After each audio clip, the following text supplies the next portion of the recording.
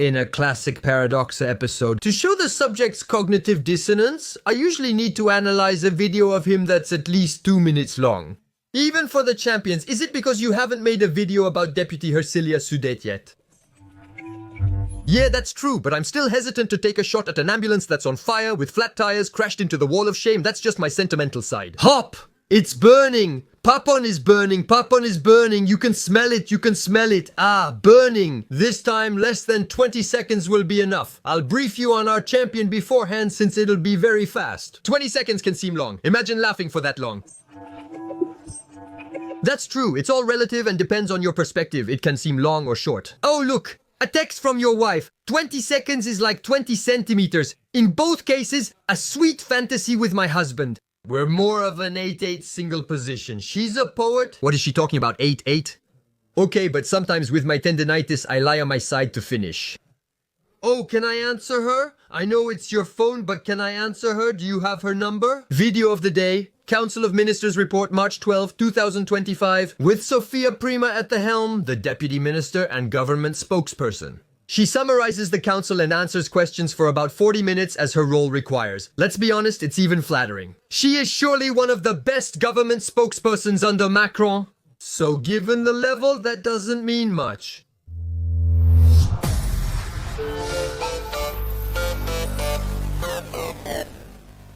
Just a reminder, Samuel Paty was killed by a Russian Chechen. And so, including when it comes to terrorism, Russia's role is involved, so... Huh, what's this about? Since when is it Russia, Samuel Paty? I must have missed something. No. Samuel Paty's murder was an Islamist terrorist attack. So at most there were religious and political motives behind it, but it has nothing to do with nationalism. I suppose you say at most because the assassin wasn't the brightest. He wasn't exactly the best written surah in the Quran. So, putting any kind of responsibility for this attack on the murderer's country of origin is just as stupid as it is irresponsible. So, when it's a French person who commits an attack in France, does that mean the government has a role in it? Good to know, especially when targeting a country that faced a major Islamist attack in its capital only a year earlier. It'll be a year in 3 days, right? When you release the video, yes, but not for viewers who watch it 3 days later. Yes, that's true, but basically it'll be a year for... Only for those who watch it on the anniversary date. That's it, you have to be precise. I'm a math teacher. Countries as well, fighting against this terrorism. This fight has no borders, and it's even a fight that's being led head-on by the entire international community, according to the United Nations. Yes, except that now, when it comes to terrorism, the new mathematical formula is international community equals all 193 United Nations countries except Russia. Additionally, the killer had lived in France for 12 years as a political refugee, which in the case of Russia automatically leads to loss of nationality. He wasn't even Russian anymore. That also means they're not on good terms with Great Russia and can't vacation there. No vodka, da, but in the Conflans Saint-Honorine region. He had lived in France since age 6 and began radicalizing at 15 according to those close to him. So on French territory, I think we can say that obviously it's his fault. It's also the fault of those who radicalized him.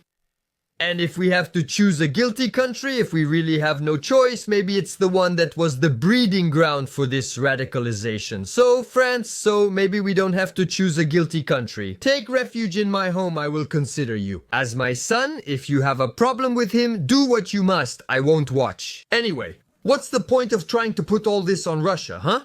Well, I guess she's not going to tell us, or even less try to trick us by saying the opposite. Today, it's about reaching the French people, not scaring us French people. Oh, right! Okay, so it's to scare us.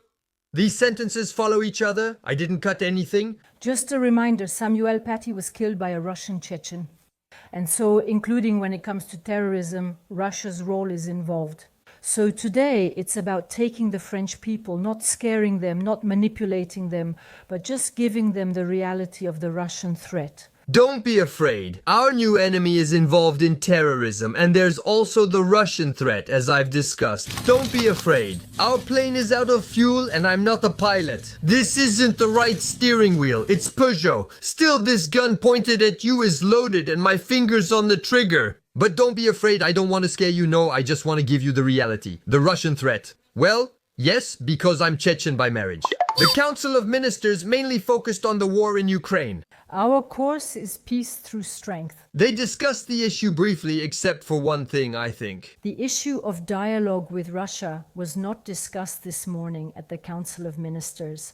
The main thing we, the common people, need to understand is... The reality of the Russian threat. You might say maybe it's just an impromptu slip by the spokesperson. The Chechen move. The Chechen move is like a hat trick. It seems to come out of nowhere and bam, it saves you a match. Well, no. Obviously, as always under Macron, once the talking points are set, they keep repeating in the mouths of all his supporters. I'm sure I know how they set up their communication evenings. It must be like that. And the propaganda spins like a napkin, like a little weather vane. Whatever Macron tells us, we repeat it. It's like the French killed by the TA were blamed on Spain and the Spanish, right?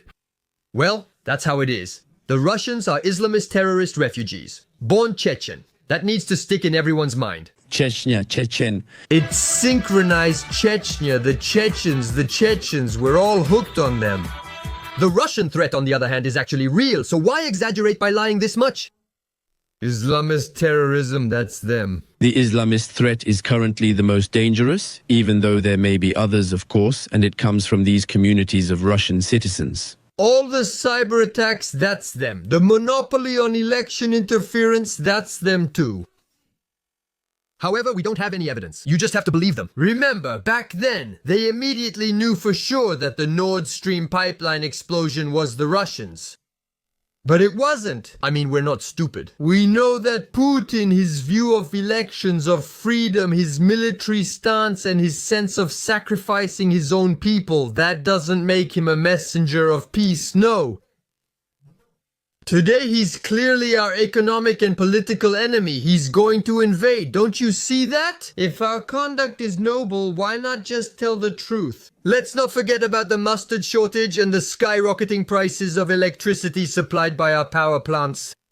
The Russians. Because here, it's easy to convince the gullible half of the population by exaggerating or even by lying. Well, that tends to make the other half of the population suspicious, as they can't believe how obvious the deception is. What's the point of dividing us even more when the truth could actually unite us as a nation, huh? It's stupid. Unless the truth isn't pleasant to hear. Yeah, because if the goal isn't peace, freedom, and democracy, but rather about money, political agendas, mostly European and therefore propaganda, so that we let ourselves be plundered in silence. Yes, indeed, they can choose division. It's the lesser evil.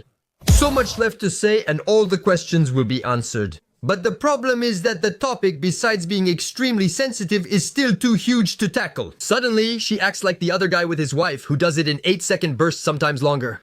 In the next videos, I'll approach it from every angle. You're pro-Russian? Then just go live in Russia if it's so great. Ah, I was expecting that line, but in the comments. So, do I think Putin is a good guy? A potential pacifist? No, am I on France's side? I'm not sure which side that is, but yes. Should we stay vigilant, rearm, and prepare for war? Probably. Well, that's exactly what Macron said, but does our government and the European Union have a reason for that? Although they say yes to our faces with crossed fingers behind their backs, the real answer is no. Peace. My European colleagues and I have done everything to work toward that goal. Do they have, and will they have, the slightest consideration for their people and for the Ukrainian people? When they make the decisions they will subtly impose on us, you can be sure they won't. As soon as you agree with the decisions we want to make, we'll let you choose. We're too clever. Since every time they prepare a propaganda move to get us to accept their next step, it wouldn't be a bad idea for me to break all this down in a video. I think, yes, you're about to embark on a desert crossing of demonetization. Good luck, but Russia isn't the best topic. Financially speaking, it's better to fact-check the other way if you want a little bonus, but hey, that's the issue right now. So it's a question of budget choices and the efficiency of public spending that we collectively face. If we must bet on a war, we sacrifice our standard of living, retirement, and children. I think it might be a good idea to see the whole plan before signing it. Yeah, it's on crane paper for now and a bit rough. I crossed out here, but don't worry, it's all in my head. It's going to be something great here. You're going to like it, you'll see. But if you could sign flotte, please, right under the lines. Yeah, under the little lines there. Yeah, well, you have to write small. Did you see everything that has to go on it? Go ahead. From memory, you enter your last name, first name, account number, and a hair sample from each family member. Alright, well, you give me a bit of beard, I don't know, we'll see what we do, especially the kids. Yes, exactly. Go ahead, sign. Go ahead with your eyes closed. It's for peace, right? Oh, we either trust each other or we don't know, but come back. It's already been betrayed. For me, it's already been betrayed, right? But this year, it's betrayed. March isn't untouched. March isn't untouched, right? Oh, we're not starting a new week here. Paradoxa, why don't we go straight? I say let's go. What's the point then, huh? I've never always been good at math. Oh, Gabriel, he's late again. I'm furious. If you want another paradox, type on the keyboard. If you want another paradox, type on the keyboard. Thank you for the enthusiastic excitement surrounding the release of the latest episodes, and as always, thank you to everyone who comments, likes, shares, and those who type. However, I'll see you very soon.